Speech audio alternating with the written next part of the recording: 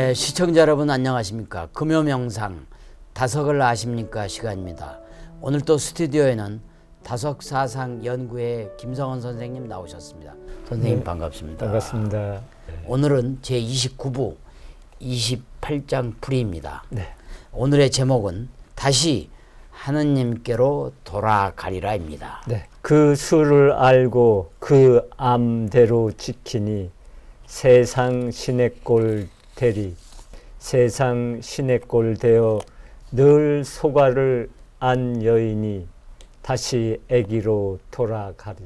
그 희기를 알고 그 검기로 지키니 세상 본 되리.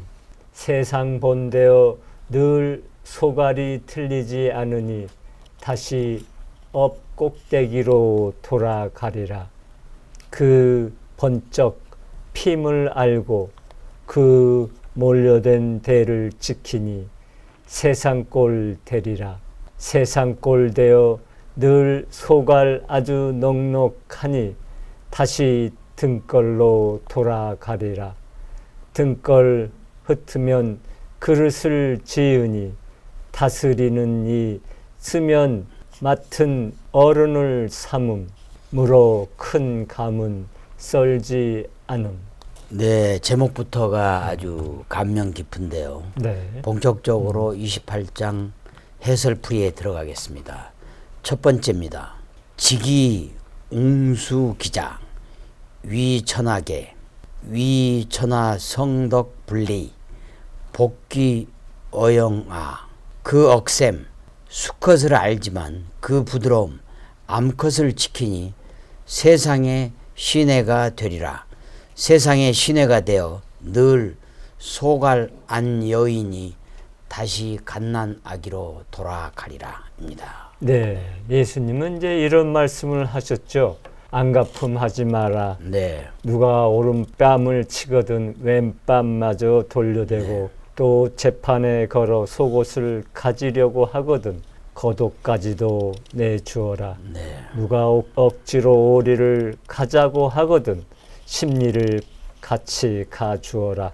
달라는 사람에게 주고 꾸려는 사람의 청을 물리치지 마라. 이는 이제 예수님이 바로 수컷을 알면서도 암컷을 지키는 생각이라고 합니다. 예수님 시대에도 폭력적인 메시아 운동을 벌여가지고 로마군을 물리치려고 그렇습니다. 독립을 쟁취하려고 했던 시도가 있었거든요. 네.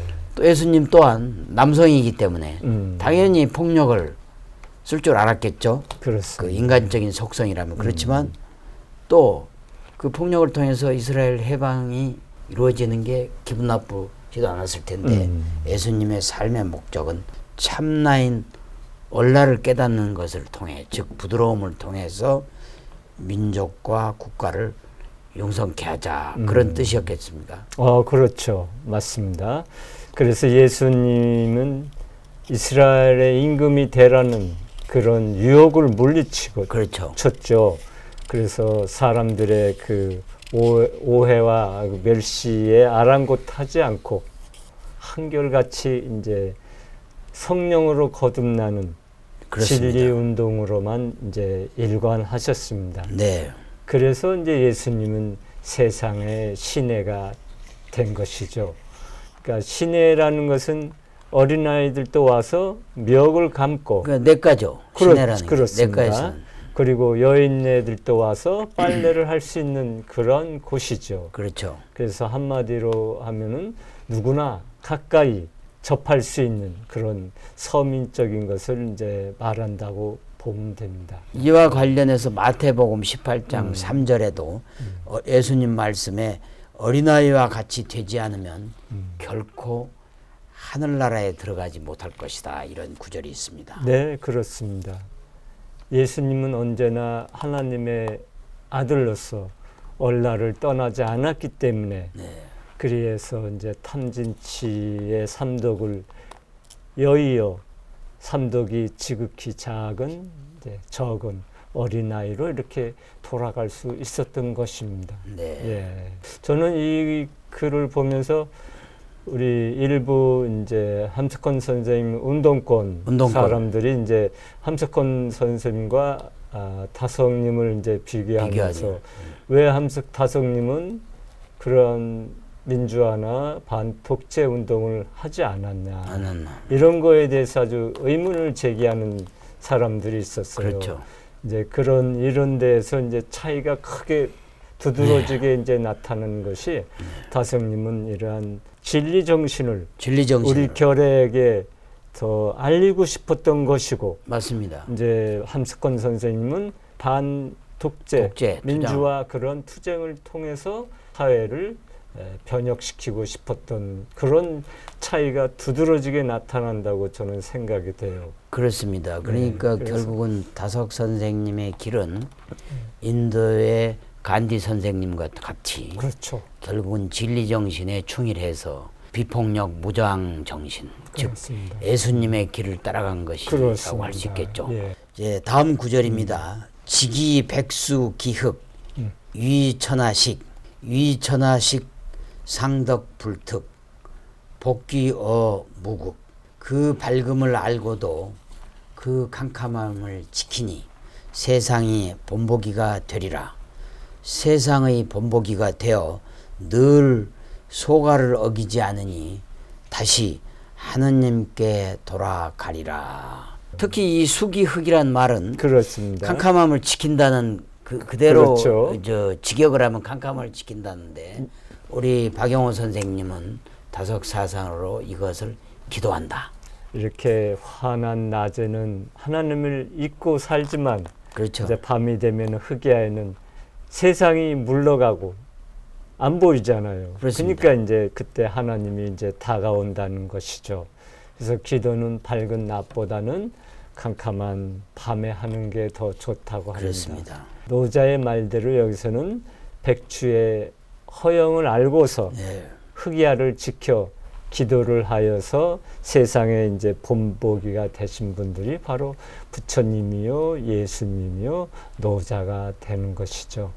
다성님께서는 특히 낮보다는 이 밤을 더 중시하셨어요. 이와 관련해서 다석 선생님이 남기신 말씀 있으면 좀 소개해 주시죠. 네, 제가 소개해 드리겠습니다. 하나님이 계시다면 우주의 그 호대한 흑암을 음미한 가운데 하나님이 계시고 광명 속에는 하나님을 찾아볼 수 없다. 광명은 허영이다. 허영 속에서 하나님을 찾을 수 없다. 우리는 흑암을 음미하는 가운데 하나님을 찾을 수 있다. 그래서 광명에서 하나님을 찾는다고 하는 것은 뒤집어서 흑암에서 하나님을 본다. 또한 다성님은 이렇게 아주 귀한 말씀을 덧붙였습니다. 밝음을 꺼리는 것은 사람의 것을 도둑질하는 자이지만 어둠을 꺼리는 이는 하나님의 것을 도둑질하려는 자이다. 특히 이 구절 마지막에 나오는 복귀어 무국, 이 무국이란 말이 그렇습니다. 무국, 태극, 황극 그야말로 네. 우리 주역에서도 나오는 얘기인데요. 다시 하나님께로 돌아간다는 얘기죠? 네, 그렇습니다. 그러니까 노자, 석가, 예수는 하나같이 이제 하나님을 알아 하나님께로 이제 돌아간 거죠. 그러니까 부처님은 니르바나님, 우리 또 예수님은 이제 하나님. 그렇죠. 노자는 도로 이렇게 가는 거죠. 그러니까 이렇게 귀일하지 못하는 인생은 잘못 사는 것이 됩니다. 다음 구절입니다. 지기영수 기옥 위천하곡 상덕내족 복귀어박. 영화로움을 알고도 욕된 자리를 지키니 세상의 골짜기가 된다. 세상의 골짜기가 되어 늘 소갈이 이에 넉넉하여 다시 하나 즉 등골로 돌아가리라. 사실 부처님은 탄생 출가하시기 전까지만 해도 세상 부귀를 다 누렸죠. 왕자셨잖아요. 네, 태어나셨으니까 뭐 금수저죠. 예. 그런데 이제 그런 걸 다 버리고 빌어먹는 승려가 되었으니 이것이 이제 대표적인 직이영수 기욕이죠. 예. 그 예수님도 이제 수기욕의 화신이 아니겠습니까? 예. 네, 세상의 부귀영화를 다 아시면서도 네. 지상의 온갖 욕을 한 몸에 지고 다 가셨잖아요. 그렇죠. 이것이 이제 언제나 아버지 뜻대로, 그러니까 도의 뜻에 따라 처신하기 때문에 가능한 일이라고 여깁니다. 그리고 부처님도 니르바나님으로, 또 예수님은 하나님 아버지께로 이제 돌아가신 거잖아요. 그렇죠. 예, 그래서 이제 귀의를 하신 거죠. 그렇죠. 특히 이와 관련해서 그 복귀오박의 박자 뿌리가 네, 상당히 그 중요하다고 볼 수 있는데 이게 도덕경 풀이마다 다 달라요. 통나무는 그러니까 이제 쪼개지지 않고 온전하다는 그런 뜻으로 이렇게 그렇죠. 쓸 뿐이지 이렇게 등걸박해서 하나님으로 풀이하신 분은 박용호 선생님 뿐입니다. 그렇습니다. 이것이 이제 다석사상이 갖는 큰 또 매력이 아닌가 생각합니다. 그러니까 도덕경을 다석사상으로 풀이하면 쉽게 풀리는 것을 알 수 있는데 특히 그렇습니다. 이 구절이 네. 그러니까 여기에서 복귀어 박은 쉽게 말하면 복귀어 일 하나로 돌아간다. 그렇습니다. 귀일한다는 뜻이고 네. 이 복귀어 박이 아주 쉽게 이해됐죠. 큰 흐름 속에서 이해가 됩니다. 예, 다음 구절입니다. 박산즉 위기 성인 용지 즉위 관장 고대제 불할 하나에서 흩어져 그릇이 되나니 씻어난 니가 쓰면 관아의 어른이 된다. 그러므로 크게 쓸 감은 재료는 자르지 않는다. 이렇게 되어 있습니다. 네. 하나님과 하나가 되어서 재나가 없어진 사람은 개체인 그릇이 이제 아닙니다. 그래서 공자도 군자불기라고 말했죠. 그런데 무엇 때문인지 공자가 그릇이 되어 정치를 하겠다고 예. 후왕들을 찾아 무려 14년 동안이나 유랑생활, 방랑생활을 했는지 이제 알 수 없는 대목입니다. 예. 그러니까 공자가 만약에 뜻을 이루어서 재상이 되었다면 명재상이 되었겠죠. 네. 그렇지만은 인류의 스승은 또한 될 수 없었겠죠. 예.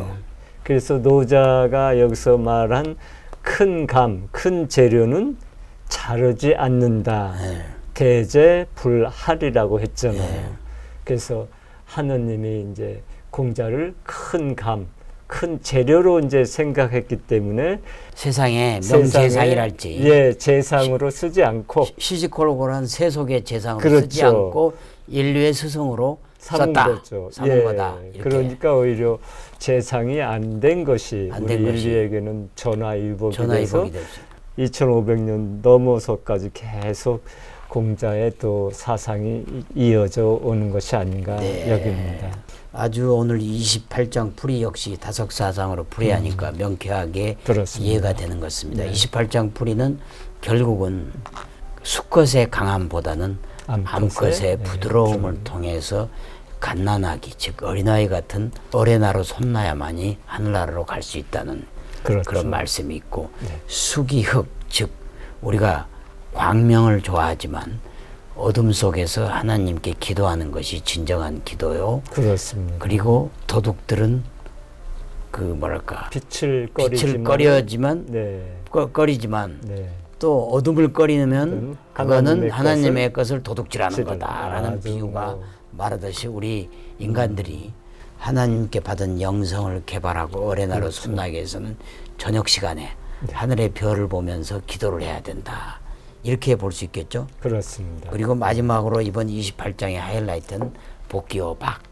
이 박이 일반적인 도덕경 풀이처럼 뭐 통나무, 뭐 박 이런 게 아니고 그렇습니다. 그야말로 하나님께로 다시 돌아간다. 그래서 하나가 되는 하나가 돼가지고 신인합일이 되는 거죠. 신인합일이 네, 되는 거다. 그렇습니다. 이렇게 되겠습니다. 네. 시청자 여러분 어떻게 들으셨는지요? 28장 풀이 다석사상으로 해보니까 비교적 쉽게 전문이 이해가 되는 것 같습니다. 네. 다음 이 시간에는 다석사상으로 다시 읽는 도덕경 제30부 29장 풀이로 돌아오겠습니다.